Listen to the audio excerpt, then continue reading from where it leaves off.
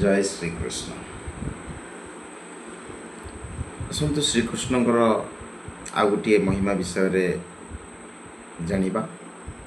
ଶ୍ରୀକୃଷ୍ଣ କୁହନ୍ତି ଯେ ପଥ ସହଜ ନୁହେଁ, ସବୁବେଳେ ସଠିକ୍ ହେବା ଦରକାର। ଥରେ କୃଷ୍ଣ ଅର୍ଜୁନଙ୍କୁ ଦୁଇଟା ରାସ୍ତା ଦେଖାଇଲେ।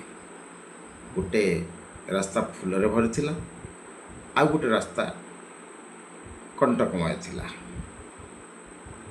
ଅର୍ଜୁନ ପଚାରିଲେ, ହେ କେଶବ, କେଉଁ ରାସ୍ତାଟା ବାଛିବି?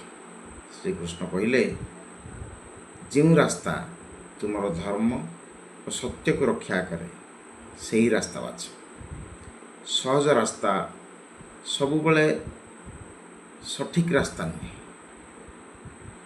ଏଥିରୁ ଶିଖିବାକୁ ମିଳେ, ପଥ ସବୁବେଳେ ସହଜ ନୁହେଁ, ସଠିକ୍ ହେବା ଦରକାର।